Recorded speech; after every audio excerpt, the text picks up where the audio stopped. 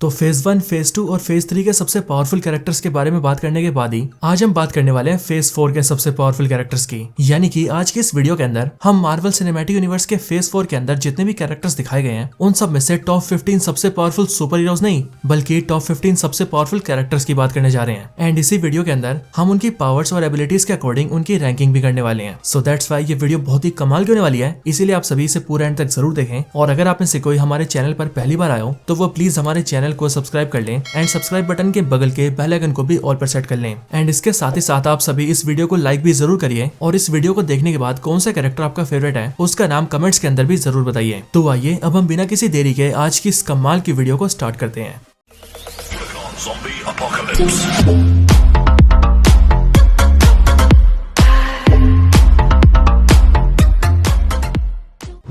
तो वीडियो की रैंकिंग को स्टार्ट करने से पहले मैं आप सबको ये बता दूं कि इस वीडियो के अंदर हमने सिर्फ उन्हीं कैरेक्टर्स को लिया है जो कि मार्वल सिनेमैटिक यूनिवर्स के फेज 4 में दिखे हैं। एंड दिखने का मतलब है अपीयर हुए हैं और फेज 4 के किसी न किसी प्रोजेक्ट में शामिल रहे हैं। एंड इसीलिए आपको इस वीडियो के अंदर ऐसा कोई भी कैरेक्टर नहीं दिखेगा जो कि फेज 4 में ना दिखाओ। और हाँ, इसमें व्हाट इफ के कैरेक्टर्स भी नहीं है क्योंकि वो भी एमसीयू के फेज 4 का पार्ट नहीं है। और सबसे बड़ी बात तो ये है कि इस वीडियो के अंदर हमने सभी कैरेक्टर्स की पावर्स को उस बेसिस के ऊपर जज किया है कि वो फेज 4 के अंदर कितने पावरफुल थे। तो इन बातों को जानने के बाद चलिए अब इस वीडियो को स्टार्ट करते हैं।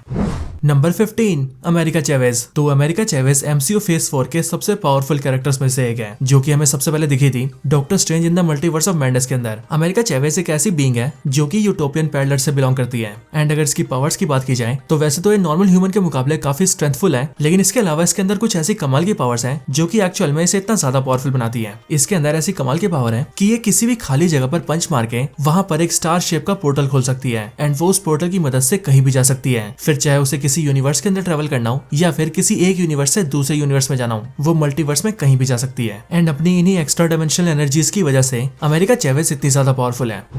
Number 14, Neymar. तो नेमर या फिर यूं कहे Neymar the submariner MCU phase 4 में सबसे पहले सामने आया फेज 4 की लास्ट मूवी वकांडा फॉरएवर के अंदर। एमसीयू के अकॉर्डिंग नेमर ओशियन के अंदर के किंगडम टालोकांस का राजा है जो कि टालोकांस के साथ साथ पूरे अंडर वाटर्स को रूल करता है। अगर नेमर की पावर्स की बात की जाए तो नेमर फिजिकली इतना ज्यादा पावरफुल है कि अगर नेमर अपने फुल स्ट्रेंथ में आ जाए तो फिर वो हल्क के स्ट्रेंथ की बराबरी कर सकता है। बट इनके साथ ही नेमर की बाकी अदर एबिलिटीज भी बहुत एनहांस्ड है, यानी कि वो बहुत ही ड्यूरेबल है, बहुत ही फास्ट है, बहुत ही एजाइल है और उसके रिफ्लेक्सेस भी बहुत शार्प है। एंड इनके साथ साथ नेमर फ्लाई भी कर सकता है और वो भी अपने पैरों में लगे विंग्स की मदद से। इनके अलावा नेमर अंडर वाटर्स के अंदर टेलीपैथी यूज कर सकता है, सी क्रीचर से बातें कर सकता है एंड उन सभी को अपनी आर्मी के तौर पर यूज भी कर सकता है।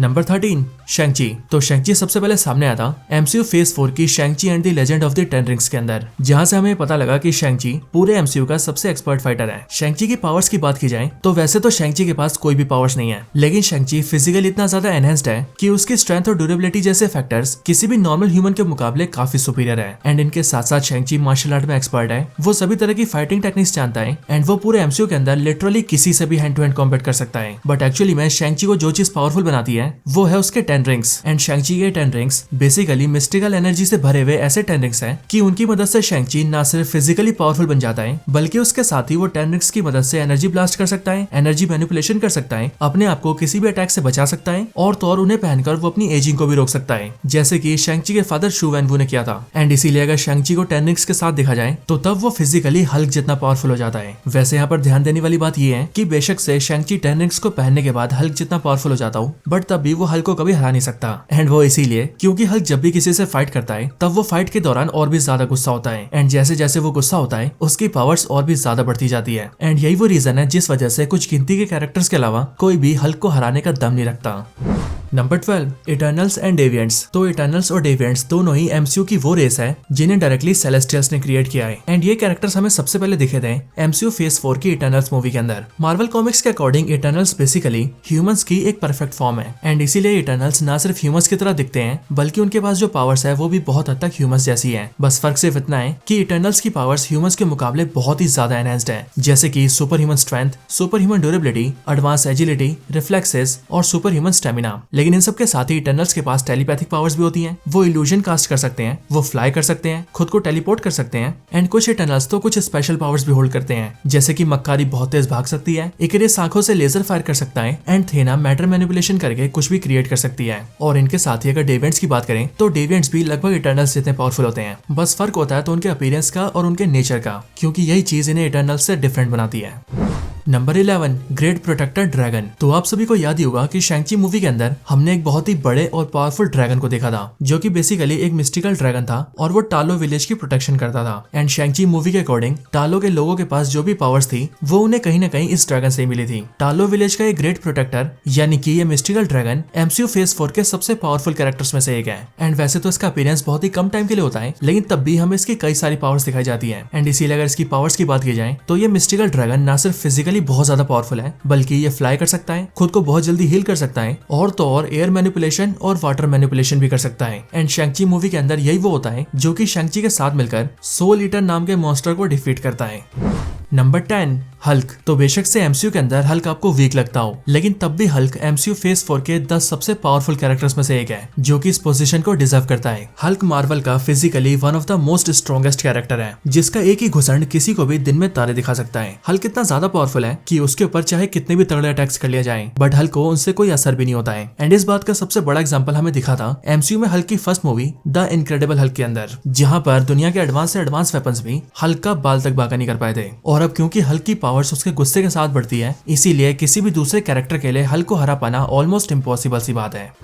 Number 9 Hercules. तो इससे पहले हमने हल्क की बात की थी और उस टाइम पर मैंने आप सबको बताया था कि हल्क मार्वल के सबसे स्ट्रॉन्ग कैरेक्टर्स में से एक है, लेकिन अब हम जिसकी बात करने जा रहे हैं वो तो मार्वल का सबसे स्ट्रॉन्ग कैरेक्टर है, और उस कैरेक्टर का नाम है हरकुलिस। हरकुलिस एक गॉड है, ठीक थॉर की तरह, जो कि बेटा है ओलंपियन गॉड्स के राजा जियोस का। और सिर्फ यही नहीं, हरकुलिस पूरे ओलंपियन गॉड्स में भी सबसे स्ट्रॉन्ग है, सिवाय जियोस को छोड़कर, क्योंकि सिर्फ जियोस ही एक ऐसे ओलंपियन गॉड है जो कि हरकुलिस को हराने का दम रखते हैं। हरकुलिस हमें दिखा था MCU फेज 4 के थॉर लव एंड थंडर के अंदर, जहाँ पर उसका अपीयरेंस हुआ था उस मूवी के पोस्ट क्रेडिट सीन में। एंड उस छोटे से 10 सेकंड के सीन से ही हरकुलिस ने MCU फेज 4 के सबसे पावरफुल कैरेक्टर्स में अपनी जगह बना ली है। Number 8 Thor. तो मार्वल के पावरफुल कैरेक्टर्स की बात होगी तो उसमें थॉर का नाम तो आएगा ही। थॉर MCU फेज 3 के अंदर सबसे पावरफुल था एवेंजर्स इन्फिनिटी वॉर के अंदर, क्योंकि उस मूवी में थॉर के हाथों में स्टॉर्म ब्रेकर के आते ही उसकी फुल पावर्स अनलीश हो गई थी। एंड देन वो इतना ज्यादा पावरफुल बन गया था कि वो एक ही झटके में ना सिर्फ थैनोस की आर्मी के हजारों मेंबर्स को खत्म कर रहा था, बल्कि जब वो थैनोस के सामने आया था तब उसने थैनोस को भी ओवर पावर कर दिया था। वो भी तब जब थैनोस ने 6 इन्फिनिटी स्टोन्स की ताकत लगा दी थी। हालांकि उसके बाद एवेंजर्स एंड गेम में थॉर थोड़ा सा वीक जरूर हुआ था, लेकिन MCU फेज 4 आते आते यानी कि थॉर लव एंड थंडर के अंदर थॉर एक बार फिर से अपने पुराने वाले अवतार में आ चुका था। यानी कि थॉर एक बार फिर से उतना ही पावरफुल हो गया था जितना कि वो एवेंजर्स इन्फिनिटी वॉर में था। इसके साथ ही Thor love and thunder movie के अंदर थॉर ने बिना अपने स्टॉर्म ब्रेकर के ही जियोस का वेपन लेकर जियोस के आर पार कर दिया था। एंड जियोस जैसे सबसे पावरफुल ओलंपियन गॉड के ऊपर इस तरह से अटैक करना सच में एक बहुत ही बड़ी फीट है। इसके साथ ही मैं आप सभी को बता दूं कि हमने MCU फेज 4 वाली इस लिस्ट के अंदर माइटी थॉर को शामिल नहीं किया है। एंड वो इसीलिए क्योंकि माइटी थॉर बेसिकली थॉर ही है, बस फीमेल वर्जन में। और इसके साथ ही थॉर लव एंड थंडर के अंदर जेन फोस्टर के हाथों में थोड़ी टाइम के लिए जो पावर्स आती हैं वो पावर्स एक्चुअली में थॉर को बिलोंग करती है, जेन फोस्टर को नहीं। एंड इसी वजह से हमने जेन फोस्टर को शामिल नहीं किया। Number 7 Zeus. तो आप सभी ये सोच रहे होंगे कि अभी थोड़े टाइम पहले मैंने आपको बताया था कि Thor love and thunder movie में थॉर ने जियोस के वेपन से ही जियोस को ढेर कर दिया था, तो ऐसे में हम जियोस को थॉर से ऊपर कैसे रख सकते हैं। तो इसी बात का जवाब देते हुए मैं आपको बता दूं कि जियोस एक्चुअली में ओलंपियन गॉड्स का किंग है, विच मीन्स वो ना सिर्फ सारे ओलंपियन गॉड्स से ज्यादा पावरफुल है, बल्कि अगर एसगार्डियन गॉड्स में भी सिर्फ ऑल फादर ओडिन को छोड़ दिया जाए तो बाकी और कोई ऐसा गॉड नहीं है जो कि जियोस को बीट कर सके। और रही बात मूवी की, तो मूवी के अंदर थॉर जियोस पर इसीलिए अटैक कर पाया क्योंकि उस टाइम पर जियोस सीरियस नहीं बल्कि मजाक के मूड में था। एंड वो थॉर को बिल्कुल भी सीरियस नहीं ले रहा था। एंड इसीलिए अगर जियोस थॉर को सीरियसली लेता तो तब जियोस थॉर को हरा देता, क्योंकि मार्वल का स्काई गॉड जियोस कॉमिक्स के अंदर भी थॉर को हरा चुका है, एंड वो भी बिना ज्यादा एफर्ट के। Number 6 Scarlet Witch. तो स्कारलेट विच कितनी ज्यादा पावरफुल है ये तो हम सभी ने एवेंजर्स एंड गेम में ही देखा था, क्योंकि वहां पर जिस थैनोस के कोई सामने भी नहीं टिक पा रहा था उसी थैनोस की स्कारलेट विच ने हालत खराब कर दी थी, और वो भी सिर्फ अपनी जगह पर खड़े खड़े। लेकिन अगर बात करें MCU फेज 4 की, तो फेज 4 के अंदर स्कारलेट विच और भी ज्यादा पावरफुल बन गई थी, क्योंकि वहां पर उसने डार्क होल्ड बुक को रीड कर लिया था, जिस वजह से वो पूरे डार्क मैजिक को सीख गई थी। एंड इसीलिए डार्क होल्ड की डार्क एनर्जीज को हासिल करने के बाद वो इतनी ज्यादा पावरफुल बन गई थी कि उसने न सिर्फ अपने दूसरे यूनिवर्स के वेरिएंट को यूज करके उस यूनिवर्स के इल्यूमिनाटीज को मारा था, जिसमें Reed Richards, black bolt, professor x और कैप्टन मार्वल शामिल थे, बल्कि इसके अलावा स्कारलेट विच ने डॉक्टर स्ट्रेंज के साथ साथ पूरे कामर ताज को अकेले डिफीट कर दिया था। एंड इसीलिए फेज 4 के अकॉर्डिंग स्कारलेट विच अब बहुत ही ज्यादा पावरफुल बन चुकी है। Number 5, doctor strange. तो डॉक्टर स्ट्रेंज अर्थ के फॉर्मर सॉर्सर सुप्रीम, एक पावरफुल मैजिशियन और मास्टर ऑफ मिस्टिक आर्ट्स हैं। यानी कि डॉक्टर स्ट्रेंज से अच्छा मैजिशियन पूरे अर्थ में क्या पूरे यूनिवर्स में भी नहीं है। एंड इसके भी ऊपर एमसीयू फेज 4 के अंदर डॉक्टर स्ट्रेंज की पावर्स और भी ज्यादा एनहेंस हो चुकी है। एंड वो इसीलिए क्योंकि doctor strange in the multiverse of madness movie के अंदर डॉक्टर स्ट्रेंज ने भी ठीक स्कारलेट विच की तरह ही डार्क होल्ड को रीड कर लिया है, जिस वजह से अब डॉक्टर स्ट्रेंज के पास भी सारी मैजिकल पावर्स हैं एंड वो भी डार्क मैजिक को यूज कर सकते हैं। और इसके भी ऊपर अब डॉक्टर स्ट्रेंज की थर्ड आई भी ओपन हो चुकी है। एंड डॉक्टर स्ट्रेंज की थर्ड आई इतनी ज्यादा पावरफुल है कि इसकी मदद से डॉक्टर स्ट्रेंज अपने किसी भी एनिमी की सारी पावर्स को जान सकते हैं, और पावर्स को जानने के साथ साथ वो ये भी जान सकते हैं कि उन्हें उस दुश्मन को हराना कैसे है, फिर चाहे उनका दुश्मन कितना भी पावरफुल क्यों ना हो। एंड इसीलिए अभी के टाइम पर यानी कि एमसीयू फेज 4 के अकॉर्डिंग डॉक्टर स्ट्रेंज लिटरली किसी गॉड से भी ज्यादा पावरफुल है। Number 4, celestials. तो सेलेस्टियल्स एमसीयू के वो पावरफुल एंटिटीज हैं जिन्होंने एमसीयू यूनिवर्स के अंदर सब कुछ क्रिएट किया है। यानी कि एमसीयू के अंदर हम जो भी देखते हैं, जैसे कि प्लैनेट्स, स्टार्स, मून, सन और इवन गैलेक्सीज, उन सारी चीजों को सेलेस्टियल्स ने क्रिएट किया है। एंड इसीलिए एमसीयू के अंदर सेलेस्टियल्स क्रिएशन गॉड है, जिन्होंने ना सिर्फ ह्यूमंस बनाए बल्कि इटर्नल्स और डेविड्स को भी बनाया। सेलेस्टियल्स साइज में बहुत ही ज्यादा बड़े और पावरफुल बींग्स होते हैं। एंड इसीलिए इनके पास ना सिर्फ क्रिएशन की पावर्स होती है, बल्कि ये पलक झपकते ही एक पूरे प्लेनेट, पूरी गैलेक्सी और इवन यूनिवर्स तक को डिस्ट्रॉय कर सकते हैं। एंड सेलेस्टियल रेस के कुछ सेलेस्टियल्स तो इनसे भी ज्यादा पावरफुल होते हैं, जैसे कि एक्जिटार द एक्सिक्यूशनर, गॉड हेड और अरिशियम द जज, जिसे हम सभी ने इटर्नल्स मूवी में देखा था।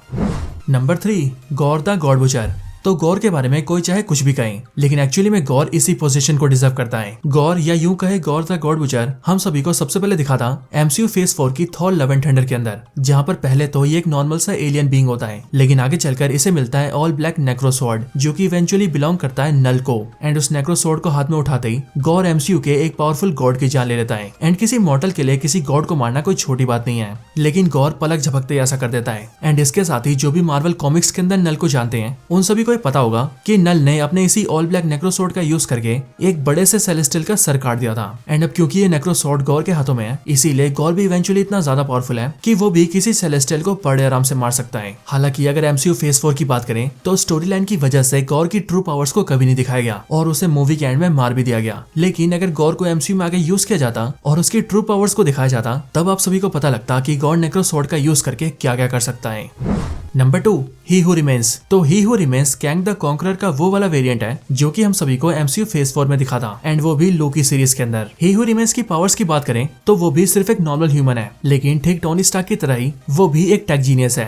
एंड अपने दिमाग का यूज करके उसने अपने आप को इतना ज्यादा एडवांस और पावरफुल बना लिया है कि अब वो एमसीयू के पूरे टाइमलाइन के ऊपर रूल करता है। एंड इसीलिए पूरे एमसीयू के अंदर सिर्फ वही होता है जो कि ही हू रिमेन्स चाहता है। ही हू रिमेन्स खुद भी टाइम के परे है, इसीलिए उसके ऊपर टाइम का भी कोई असर नहीं होता। और अब क्योंकि उसके हाथों में टाइमलाइन का पूरा कंट्रोल है, इसीलिए किसी भी कैरेक्टर का फ्यूचर और उसकी डेस्टिनी क्या होगी, ये सारी चीजें ही हू रिमेन डिसाइड कर सकता है। ही हू रिमेन्स पूरे टाइम को जानता है, यानी कि वो पास्ट को जानता है, प्रेजेंट को जानता है और तो और वो फ्यूचर में होने वाले इवेंट्स को भी जानता है। एंड जो कैरेक्टर टाइम में आगे देख सकता है प्लस वो पूरे टाइमलाइन को कंट्रोल करता है, उससे ज्यादा पावरफुल कौन ही होगा। लेकिन तब भी एमसीयू के अंदर एक ऐसा कैरेक्टर है जो कि ही हू रिमेन्स से भी ज्यादा पावरफुल है, और वो भी एमसीयू के फेज 4 का हिस्सा है, और वो कैरेक्टर है नंबर 1, इटर्निटी। तो इटर्निटी एमसीयू फेज 4 के अंदर सबसे पहले नजर आया था थॉर लव एंड थंडर के अंदर। इटर्निटी एक एक्सट्रीमली पावरफुल एब्स्ट्रैक्ट एंटिटी है, और वो मार्वल मल्टीवर्स के 4 एम्बॉडीमेंट्स का हिस्सा है, जो कि है इटर्निटी, इन्फिनिटी, ऑब्लिवियन और डेथ। इटर्निटी एक इमॉर्टल एंटिटी है जिस पर ना ही स्पेस के लॉज अप्लाई होते हैं और ना ही टाइम के।